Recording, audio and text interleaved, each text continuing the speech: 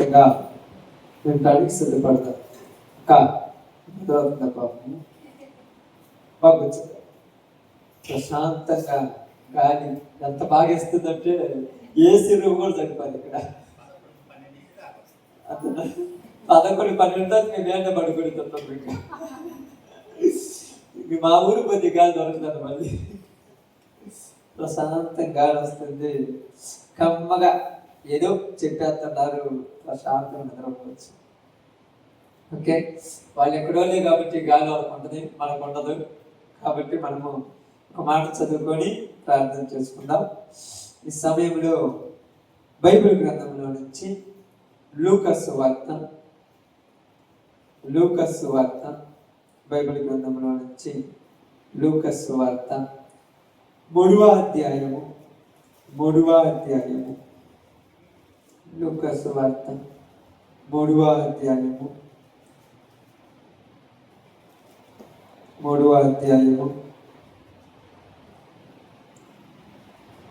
తొమ్మిదవ వచనాన్ని జాగ్రత్తగా చదువుతాం.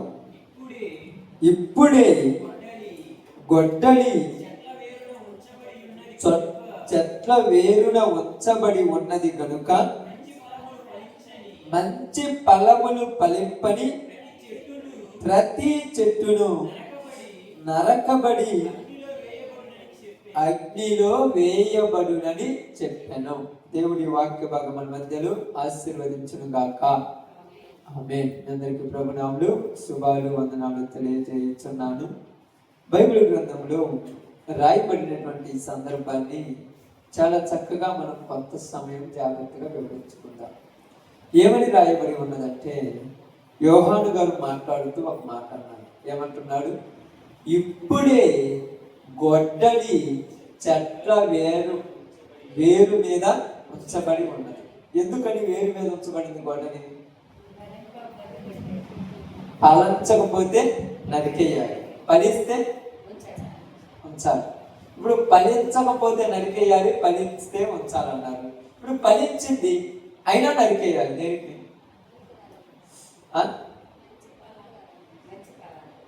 అదేమన్నాడు? మంచి ఫలములు ఫలింపని ప్రతి చెట్టు నరకబడి అగ్నిలో వేయబడును. ఏ ఫలాలు ఫలించాలి? ఫలించే చెట్టు కూడా ఏ ఫలం పడితే ఆ ఫలం ఫలిస్తే కుదురుద్దా? ఇప్పుడు ఇక్కడ బైబిల్ గ్రంథం ఏమంటున్నాడంటే, యోహాను గారు, సర్ప సంతానమా, రాబోవు ఉగ్రతను తప్పించుకొనుటకు బుద్ధి చెప్పని వాడు ఎవడు? ఏమంట రాయబడింది అక్కడ? సర్ప సంతానమా, రాబోవు ఉగ్రతను తప్పించుకొనుటకు నీకు బుద్ధి చెప్పిన వాడెవడు? మారు మనసుకు తగిన ఫలము ఫలించుడి. ఇక్కడ ఫలం ఫలించమని చెప్తున్నాడు. ఏ ఫలం ఫలించాలి? మారు మనసుకు తగిన ఫలం. ఇక్కడ యాప చెట్టుకు జామకాయలు కాదమ్మా. ఇప్పుడు కాయలు చూసిర్రా? కాయలు. చెత్త చెట్టుకు చింతకాయలు కాదా? అర్థమైంది నేను అన్న మాట, లేకపోతే నిద్రపోతున్నావు? చింత చెట్టుకి చింతకాయలు కాదా? చింతకాయలు కాయలకి ఏమన్నా తుమ్మకాయలు కాదమ్మా? చింతకాయలు కాదు కదా. చింత చెట్టుకి చింతకాయలు కాదా, చెట్టుకి చింత చెట్టు అంటారు. బాగానే. యాప చెట్టుకి జామకాయలు కాస్తే దాన్ని యాప చెట్టు అంటూ జామ చెట్టు అంటారు. ఏమంటారు దాన్ని? ఏమంటారు? ఒకవేళ యాప చెట్టు ఉంది అనుకో, దానికి జామకాయలు కాసిన అనుకో, ఆ చెట్టు ఏమంటారు?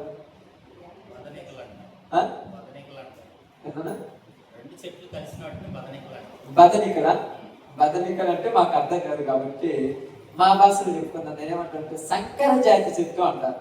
అంటే వేరే జాతి కలిసింది ఈ జాతి. అయితే దాన్ని జేబ్రా అంటారు. జేబ్రా గాడిద కదా, గాడిద గుర్రం కలవటం వల్ల పుట్టిందాన్ని జేబ్రా అంటారు. జేబ్రా గాడిద అంటే సంకర జాతి కాయలకు వస్తుంది కాబట్టి సంకర జాతి చెట్టు అంటారు.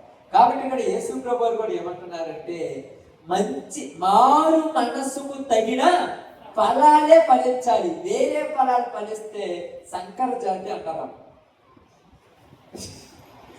ఎందుకని? జాతిహీనకు అంటే పాట పాడచ్చు. నాకు పాట పడింది. ఏం పాట పాడారు గుర్తుందా? నేను పాడిన పాట కాయవే చిట్ట కమ్మని కాయలు పండవే తోట తీయని ఫలాలు. తీయని ఫలాలు పండితేనే మనకు తినబుద్ధి అవుతుంది. తీయని ఫలాలు పండితేనే, అదే చేదు ఫలాలు పండితే బాగుంటుందా? కాబట్టి ఇక్కడ సర్ప సంతానమ, వాళ్ళు ఏ సంతానము? సర్ప సంతానమ రాబో ఉగ్రతను తప్పించుకొనుటగా తప్పించుకొనుటకు నీకు బుద్ధి చెప్పిన వాడెవరు అంటే ఇక్కడ చెప్పిన వాడు ఎవరంటే చెప్పిన గురించి మాట్లాడుతున్నారు. ఇప్పుడు తప్పించుకోవడానికి బుద్ధి చెప్పాడు కదా, మరి వీళ్ళు తప్పించుకుంటారా లేదా? మళ్ళా చదువు, మనం బాగా చదువు, చాలా జాగ్రత్తగా. సర్ప సంతానమ రాబో ఉగ్రతను తప్పించుకొనుటకు నీకు బుద్ధి చెప్పిన వాడు ఎవడు అంటే ఇప్పుడు ఇలా బుద్ధి చెప్పాడా చెప్పలేదా? చెప్పినాడు. చెప్పినా కూడా ఎలా ఉన్నారు? ఫలాలు మంచి కాదు. మీకు బుద్ధి చెప్పినాడు, అయినా మీరు మారు మనసుకు తగిన ఫలములు ఫలించటలేదు కనుక ఇప్పుడే గొడ్డలు ఎక్కడున్నది? చెట్ల వేరున ఉంచబడి ఉన్నది. ఎక్కడ ఉంచబడిందంట? చెట్టు వేరున గొడ్డలు ఉంచబడింది. కరెక్ట్ కాయ కాయకపోతే ఏరును కొట్టేయటమే. కరెక్ట్ కాయ కాయలేదని ఏం చేయాలి? కొట్టడానికి హక్కు అవరించాలి మీకు అంట. అంతే కదా? కొట్టే హక్కు ఊరుకుందన్నా? ఎవరుకుంది? కొట్టే హక్కు ఊరుకుందన్నా? పెంచుకున్న అనుకుంది. ఇప్పుడు మీ ఇల్లు కాడుంది, చాలా బాగా విశాలంగా ఎన్ని చెట్టు అయినా నాటొచ్చు. కాబట్టి అడిగేవాళ్ళు, ఎందుకంటే జామ చెట్లు నాటొచ్చు, జామ చెట్లు నాటొచ్చు, సపోర్ట్ చెట్లు నాటొచ్చు, ఇకపోతే అడిగిపోతే చాలా రకాల చెట్లు, మామిడి చెట్లు నాటొచ్చు, ఏ చెట్టు అయినా నాటొచ్చు. ఇప్పుడు నాటినటువంటి చెట్టుకు జామ చెట్టు నాటిన అనుకోండి, అవి ఎంత లాభం ఉన్నాయి కానీ ఒగురు కూడా అనుకోండి. నేను ఇప్పుడంతా వచ్చినప్పుడు అన్న ఒక కాయ కోసుకుంటానంటే, అన్న చెట్టు జామదే కానీ కాయ బాగా అన్నా బాగలేదు, ఎందుకంటే ఇచ్చికాడు దరిద్రంగానం. మంచి కాయ కాదు, దాన్ని ఉంచుకున్నా పర్లేదు, బాగా చెట్టు ఉంచుకుంటే దరిద్రమా కాదా? అదే విధముగా దేవుడు ఏమంటున్నాడంటే పనికి రానటువంటి మనుషులు భూమి మీద దరిద్రమే.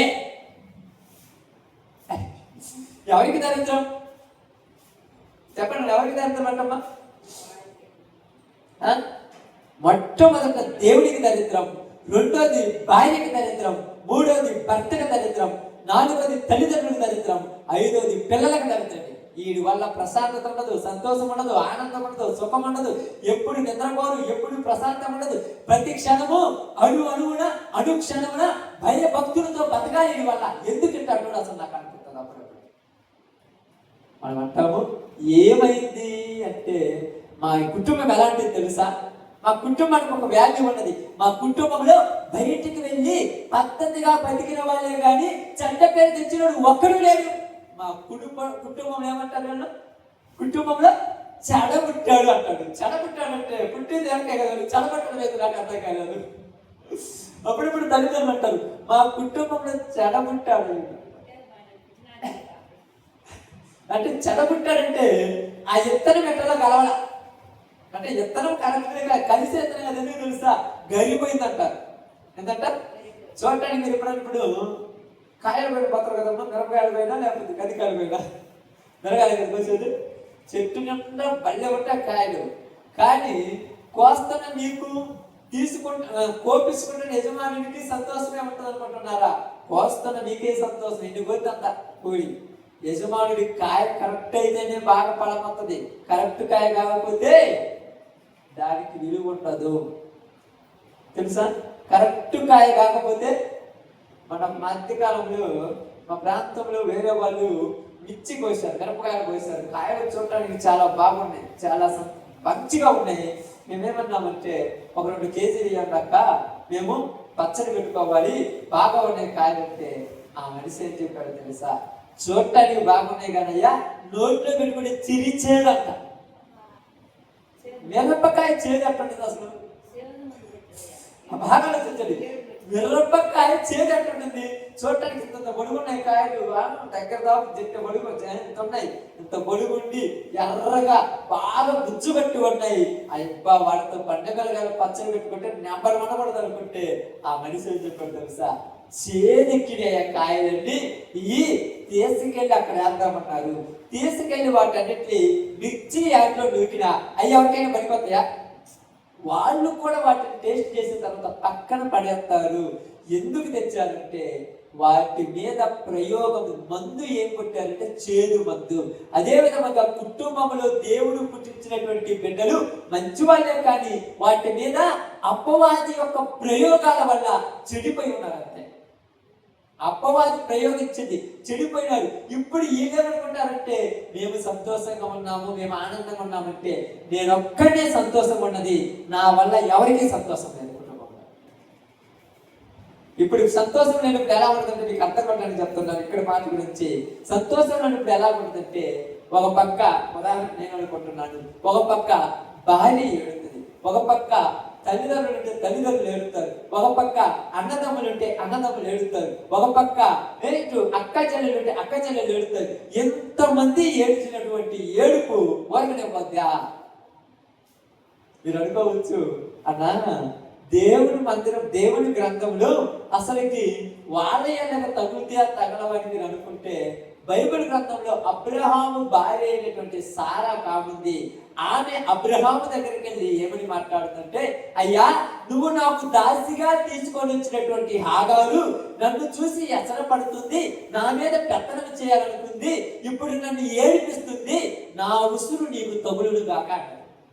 ఏంటంట? ఉసురు తగులును గాక. ఉసురు తగలడం అంటే ఏం తెలుసా?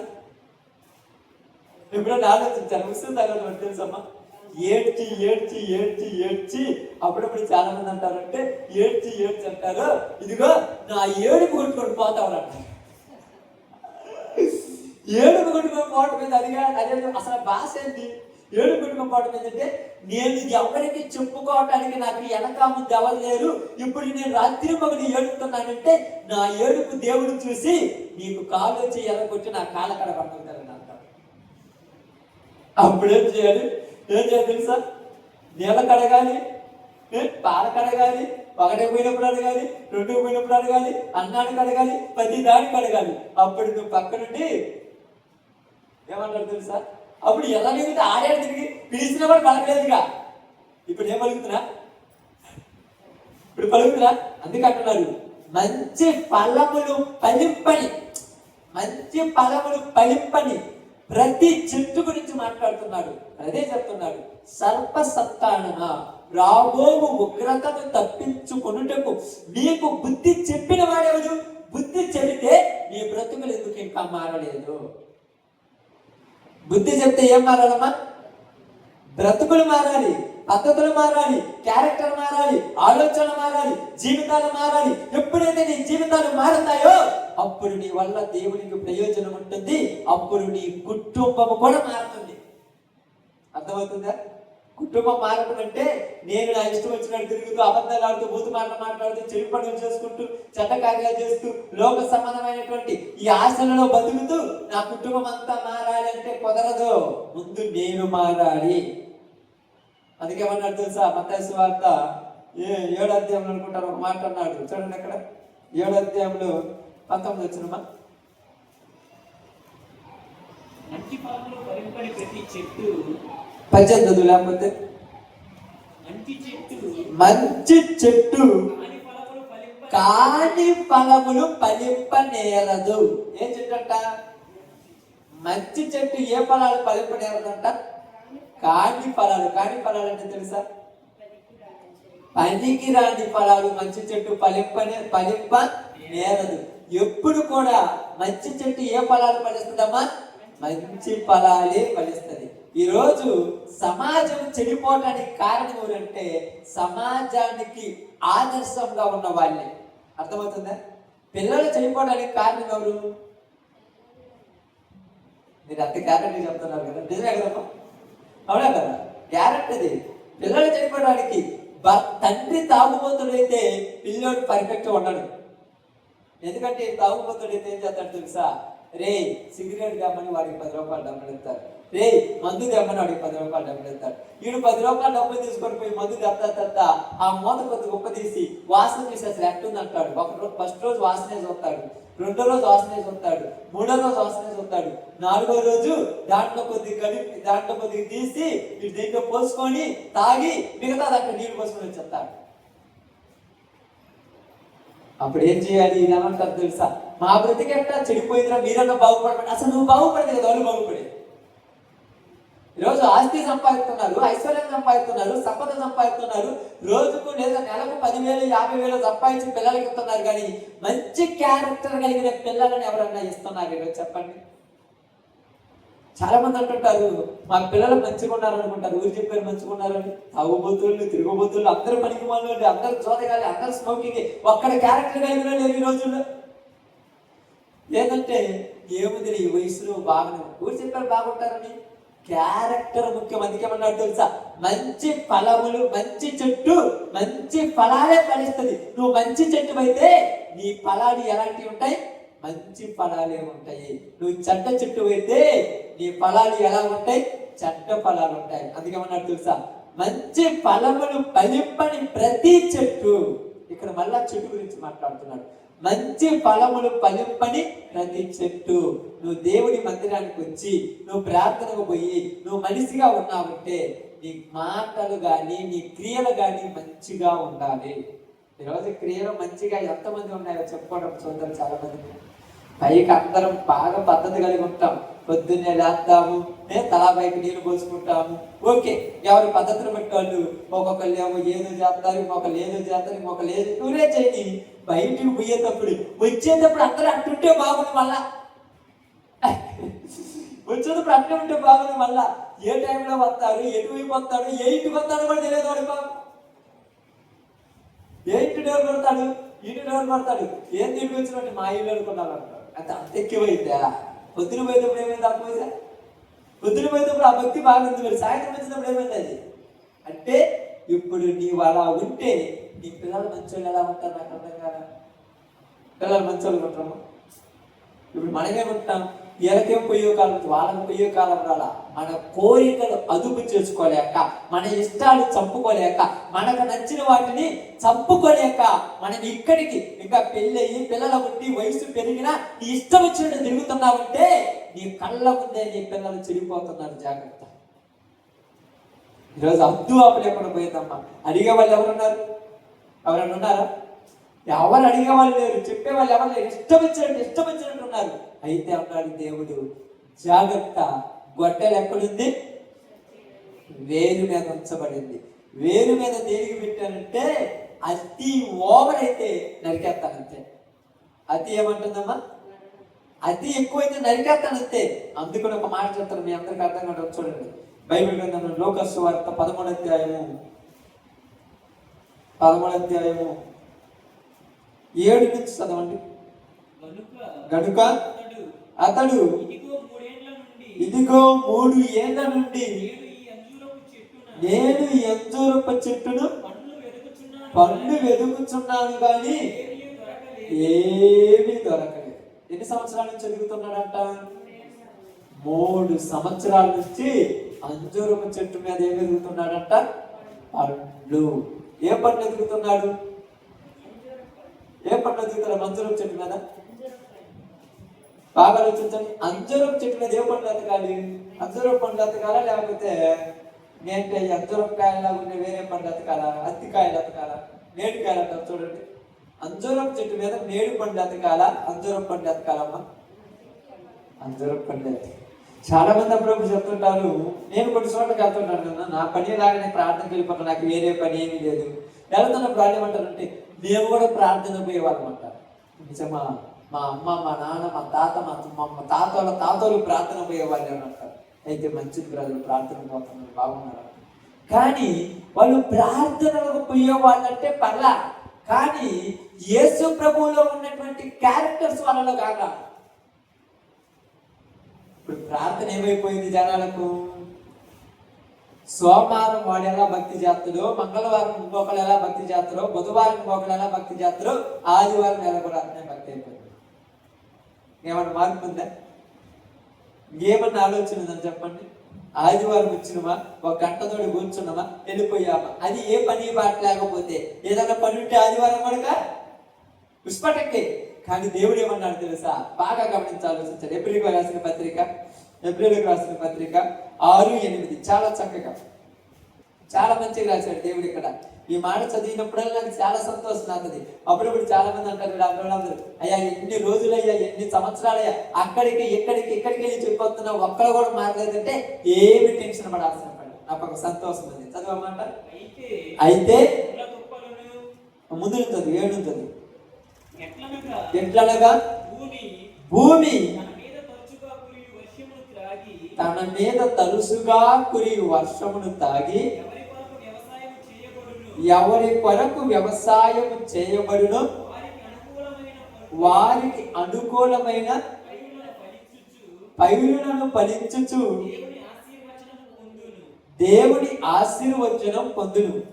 అయితే ముండ్ల తుప్పలను గచ్చ తీగలను దాని మీద పెరిగిన ఎడల అది పనికిరానిదై విసర్జింపబడి శాపము పొందదగినదగును, తుదకది కాల్చివేయబడును. ఇక్కడ ఏం చెప్తున్నాడంటే మీకు అర్థమయ్యే భాషలో, మా నిద్ర వస్తుంది పాపం, ఇంకా రాలేదు, వస్తుంది నాకు తెలిసిదే. ఓకే, మంచిది. నిద్రపోతే పని మంచిది. ఎందుకంటే ఈ వచ్చిన చదివించింది కూడా మన మంది కోసమే. ఏమన్నాడు? భూమి తరచుగా కురిసేటువంటి వర్షాన్ని తీర్చుకున్న తర్వాత అది తన యజమానికి ఏం కావాలి? మంచి పైరు ఫలింప చేయాలి.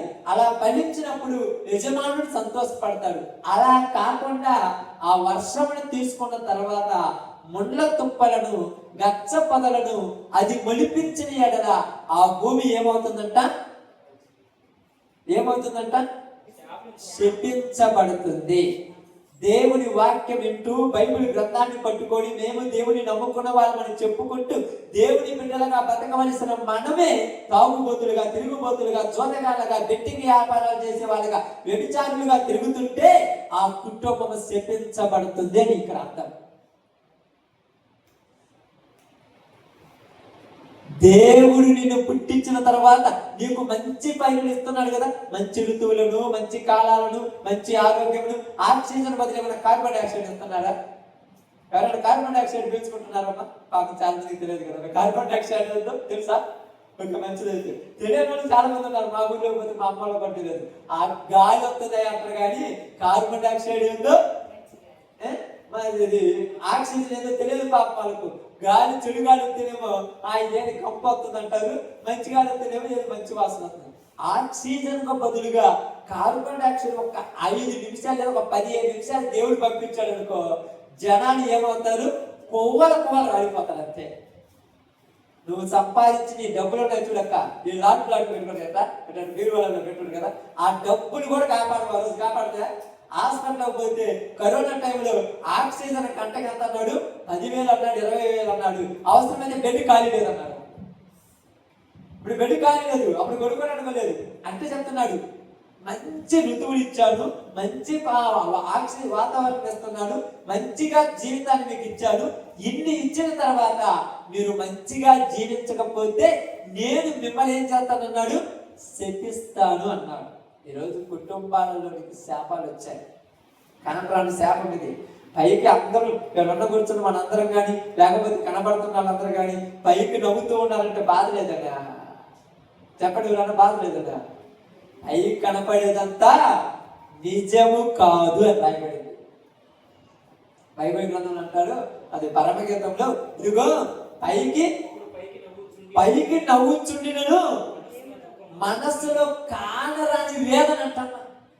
ఇక్కడ నవ్వటానికి ట్రైనింగ్ చేస్తున్నారు జనాలు, అంతే. నవ్వటానికి ట్రైనింగ్ తీసుకుంటున్నారు జనాలు చాలా మంది. 10 మందిలో ఉన్నప్పుడు ఎలా నవ్వాలో ఫీల్ అయిపోతున్నారు. లోపల ఉన్న దుఃఖాన్ని బయట పెట్టుకోలేదు. ఎందుకంటే దానికి ఒక పాట చెప్తుంటాను నేను అప్పుడప్పుడు. ఎంత చెప్పుకుంటే సిగ్గు చేయటం. ఎందుకంటే మన బతుకులు మనమే చెప్పుకునేంత గొప్పవి కాదు కాబట్టి పైకి నవ్వుకుంటూ లోపల ఏడుస్తున్న బ్రతుకులు 100కు 90 ఉన్నాయని బైబిల్ చెప్తారు. కారణం ఏంటంటే శపించబడినారు. ఈ శాపము ఎలాంటిదంటే అనుకూలమైన పైరు ఫలించక, అనుకూలమైన పంట ఫలించక అనుకూలము కాని పైరును ఫలిస్తున్నారు. అందుకు దేవుడు ఏమంటున్నాడంటే, నేను మంచి ఫలములు ఫలించాలని నీకు ఎన్ని సమృద్ధిగా ఇస్తే నువ్వు చెడ్డ ఫలములు ఫలించావు కనుక నేను నిన్ను శపించాను.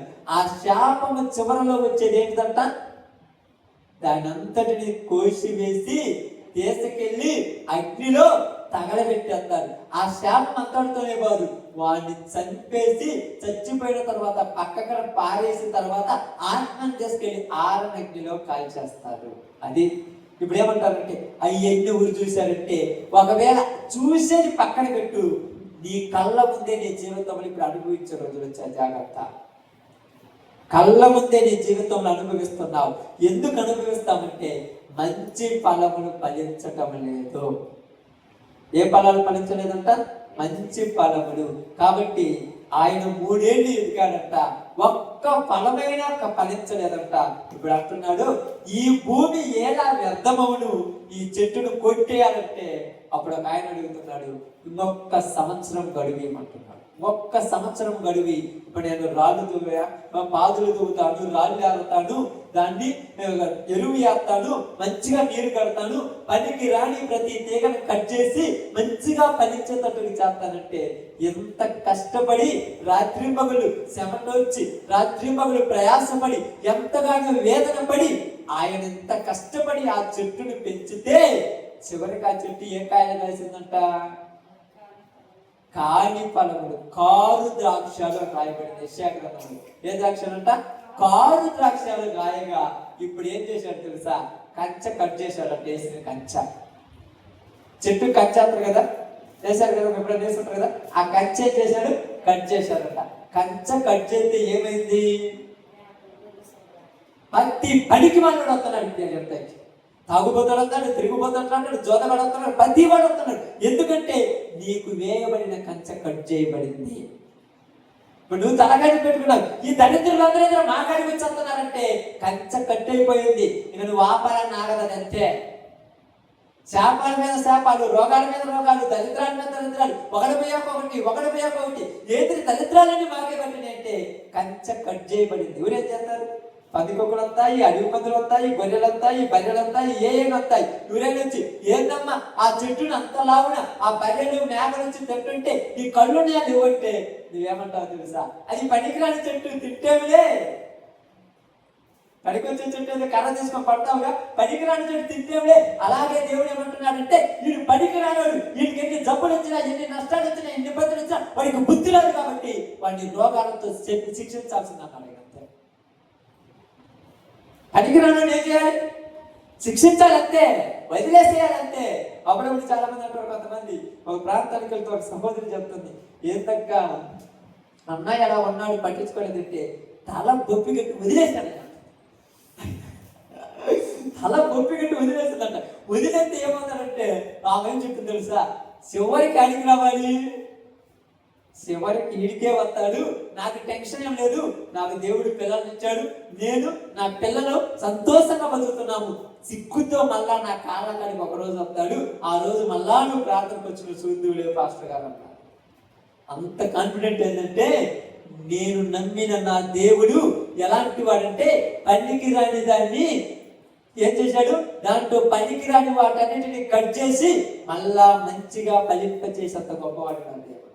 అందుకేమన్నాడు తెలుసా? యోహాను సువార్త 10వ అధ్యాయంలో మంచి ద్రాక్షతో చెట్టు కంట ఏంటంట పనికి రాని తీగలన్నీ కట్ చేసి మరలా మంచి ఫలాలు ఫలించేటట్టుగా దాన్ని బాగా రెడీ చేస్తారంట.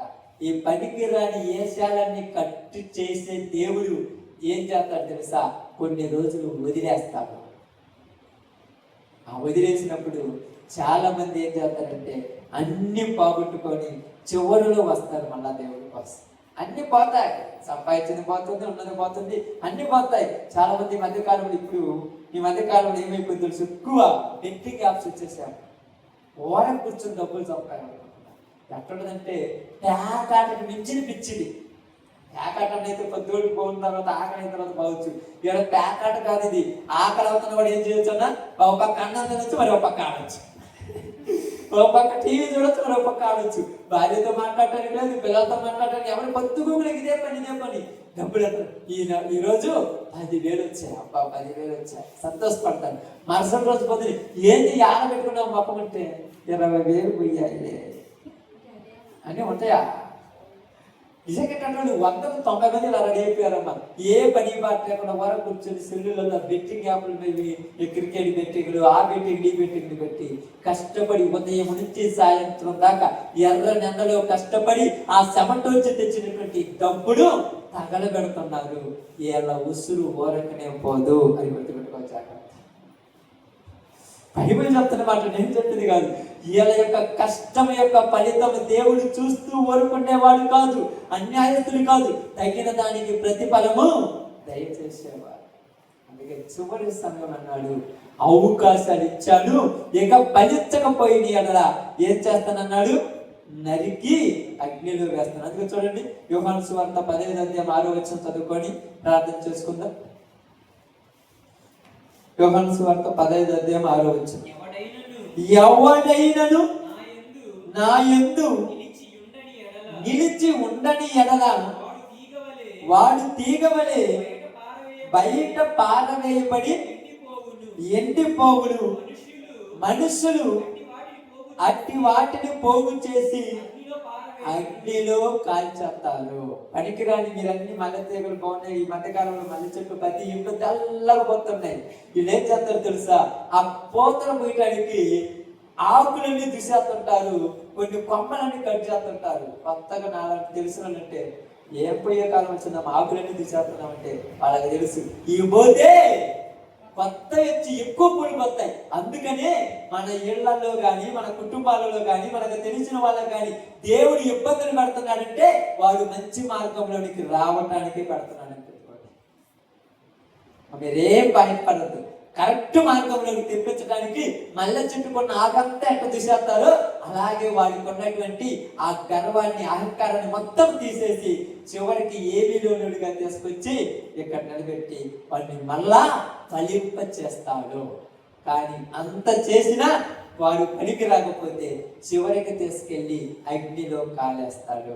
కాబట్టి ఈరోజు నీతో నాతో బైబిల్ చెప్తున్న ఒక మాట ఏంటంటే, నీవు నా మీద నమ్మకం ఉంచి నన్ను నమ్ముకొని నువ్వు నా సన్నిధిలో మంచి ఫలమును ఫలిస్తే నీ ఫలములకు తగిన ప్రతిఫలము నీకే ఇస్తాను అన్నాడు. ఇప్పుడు నేను మంచి పనులు చేసుకుంటే నాకే పరలోకము, నన్ను బట్టి నా భార్య పరలోకం రాదు. ఇదేమన్నా ఎలా వరుస కాదు, నేను రాకపోయినా నా భార్య వచ్చిందిలే, నా భార్య రాకుండా నేను వచ్చాను, ఇది ఎలా వరుస కాదు.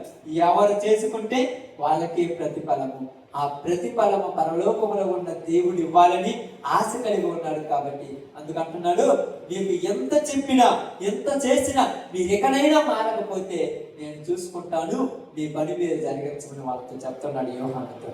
అందుకే బాప్తిస్మం ఇచ్చి యోహాను అంటున్నాడు, దండం పెట్టి చెప్తున్నాను అయ్యారా, గొడ్డలి చెట్లు వేరున్నది, జాగ్రత్తగా ఉండండి.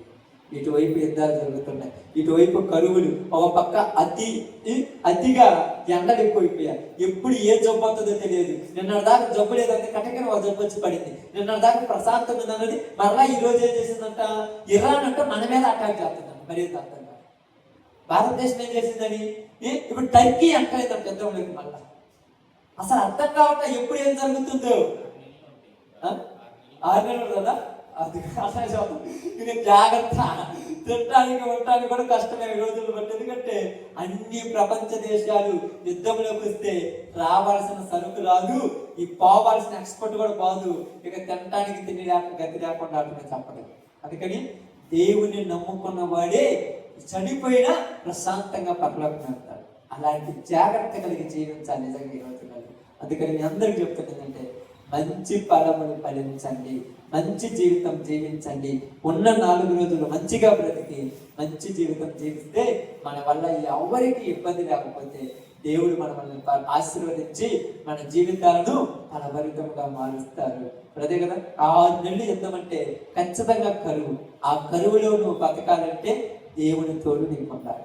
ఎలా బతకాలంటే ఇంతకుముందే కదా మనం విన్నాం, సారేపతి ఎదవరాలను దేవుడు ఏం చేశాడంట, 3.5 సంవత్సరం కరువు వచ్చినా కుండలో నూనె అయిపోలేదు, గుడ్డిలో పిండి అయిపోలేదు, పోషించాడు. దేవుడు తలుసుకుంటే నీకు ఎలాంటి సమస్య వచ్చినా, ఏ బాధలు వచ్చినా, నీకు ఏది ఇబ్బంది లేకుండా నిన్ను పోషించగలడు. అలాంటి పోషించే దేవుని నమ్ముకొని పరలోకం కొరకు బ్రతుకుదాం.